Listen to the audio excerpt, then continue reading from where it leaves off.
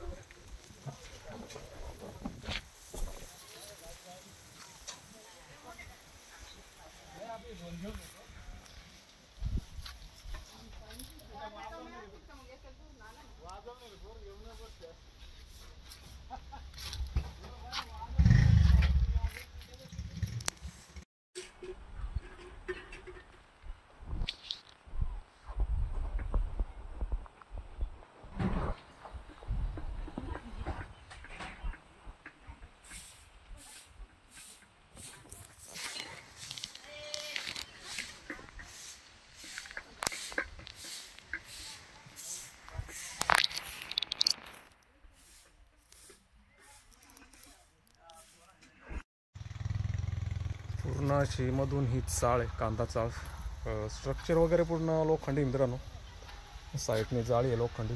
तर मध्ये जे आहे बॅरिकेड वगैरे मध्ये जे ठेवले त्याला पण लोखंडी ऑप्शनला ठेवलं आहे. मध्ये हा एक जो स्पेस होता त्यामध्ये पण त्यांनी पूर्ण जो काही स्पेस होता त्याला पण एक असं ब्रॅकेट बनवून त्याच्यामध्ये पण कांदा स्टोअर केला आहे.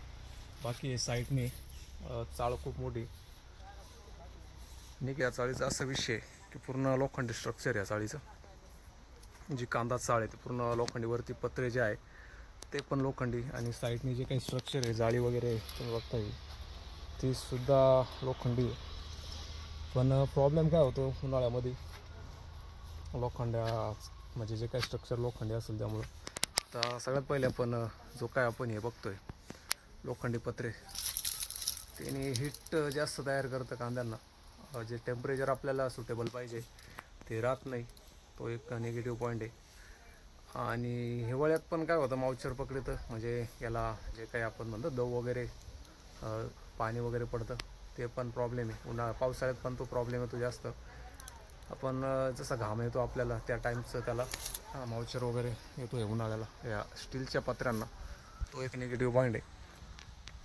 बाकी जाळी आहे ती ठीक आहे, पण तिचा पण एक विषय आहे की ती हीट होती उन्हाळ्यामध्ये. आणि जेव्हा आपण बघतोय कांदे, आता हा कांदा जिथं आला टाकला आहे, थोडक्यात आपण बघू जे असे कांदे ह्या जाळीला जसे लटकून राहतात असे, त्यांनी काय होतं की पूर्ण जेव्हा साईडने, आता त्यांनी ते साईडने आपण बघितलंच आहे, जे काय हे असं जाळी वगैरे लावली आहे जास्त उन्हामुळे कांद्यांना प्रॉब्लेम येऊ नये म्हणून. तर तोच एक प्रॉब्लेम होतो की जाळीने काय होतं, जाळी तापली जाते, जास्त नाही पण बऱ्याच प्रकारे म्हणजे बऱ्याचशा लेवलला कांदा डॅमेज करू शकते. जेव्हा हे तापते तेव्हा जे कांदे आपण याला लटकलेला दिसतोय तो याला असं चट्टा पडू शकतो, म्हणजे ॲव्हरेज पडतोच. कारण आत्ताचे जे उन्हाचं टेम्परेचर आहे खूप जास्त आहे मित्रांनो. तर असा निगेटिव्ह पॉईंट आहे. बाकी लाईफ या स्ट्रक्चरची खूप जास्त आहे, कारण हे पूर्ण लोखंडी वन टाईम इन्व्हेस्टमेंट आहे, म्हणजे भरपूर वर्ष याच्यात चालतं, याला कुठलाही काही प्रॉब्लेम येत नाही. पण एवढंच का कांद्याचा जो आहे आज पूर्ण मध्ये असेल तर काही प्रॉब्लेम नाही, पण जो काही साईडचा भाग आहे जसं आपण मगाशी बघितलं होता, म्हणजे साड्या वगैरे लावले, आडूसा केलेला आहे, तर तो एक प्रॉब्लेम आहे. बाकीची मधल्या साईडने त्या बांबूंचा सपोर्ट दिलेला आहे, पण बाहेरून जाळी असल्यामुळे तिकडे बांबू वगैरे लावता येत नाही. मधल्या साईडने बांबू लावले त्यामुळं हवा आणि टेम्परेचर आहे ते प्रॉब्लेम देत नाही जास्त, आणि कांदा जो आहे खराब होत नाही. आता या चाळीमध्ये भरपूर आणि थंड राहावा म्हणून लिंबाऱ्याचा पाला वगैरे टाकलेला आहे. तर अंदाज लावू शकता, वर जो पत्रा आहे त्याला सपोर्ट म्हणून ही जाळी पण बांधलेली. उन्हाचा अंदाज तुम्ही लावू शकता किती टेम्परेचर खतरनाक आहे. तर कांदा जास्त खराब होऊ नये त्यामुळं लिंबाऱ्याचा जो पाला आहे तो पण टाकलेला आहे. भरपूर नवीन नवीन शोध लावतात शेतकरी मित्र. आता या पाल्याने किती फरक पडू शकतो तर ते तुम्ही कमेंटमध्ये नक्की सांगा. पूर्ण साईडने असे लिंबाऱ्याचा पाला वगैरे टाकलेला आहे. पूर्ण जाळी, पूर्ण जो शेड आहे त्यामध्ये असा विषय निगेटिव्ह पॉईंट आहे. आणि जे काय आपण लोखंडी स्ट्रक्चरबद्दल जे लॉंग टाईम चालतं ते आपण ऐकलं होतं, पण जे काही निगेटिव्ह पॉईंट आहे ते खूप महत्त्वाचे. बाकी मजबूती खूप जास्त जबरदस्त असते. आता साईडने बघताय ते खास उन्हाचं सपोर्ट म्हणून दिला, ऊन लागू नये चाळीला. तरी जनतेची की चाळ जे साईडने आहे ती कांदा जाळी लावलेली अशी, तर ती हिट होती आणि ते पण विषय, आणि याच्यातून पूर्ण ऊन कांद्यांवर जातं. त्यामुळं जो कांदा आहे तो असे सफेद चट्टे पडतात, त्याच्यावर क्वालिटी राहत नाही कांद्याला. हा निगेटिव्ह पॉईंट भरपूर आहे लोखंडी चाळींचे. त्यामुळं शेतकऱ्यांनी शक्यतो असं जे स्ट्रक्चर आहे ते लोखंडी करू शकता. म्हणजे ही जाळी ती न लावता लाकडी जे बॉटम असतं त्याचा उपयोग करा, कारण याचा आपल्याला मजबूती चांगली भेटते. पण मग शेवटी उन्हाचा जो असा साईड इफेक्ट आहे, आपल्याला डबल काम करावं लागतं त्याची.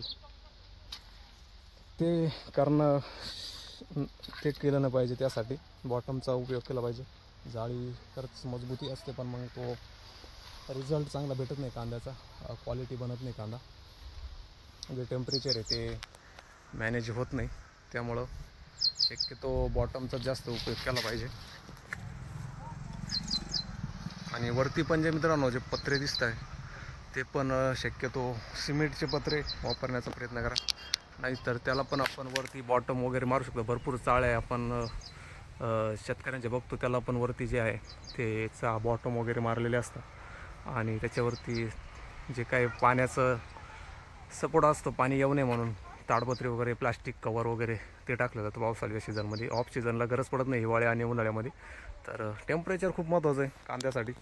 जास्त त्या साईडला एक चाळ दिसेल मित्रांनो, तिथं सिमेंट पत्रे आणि बॉटमचा वापर केलेला आहे.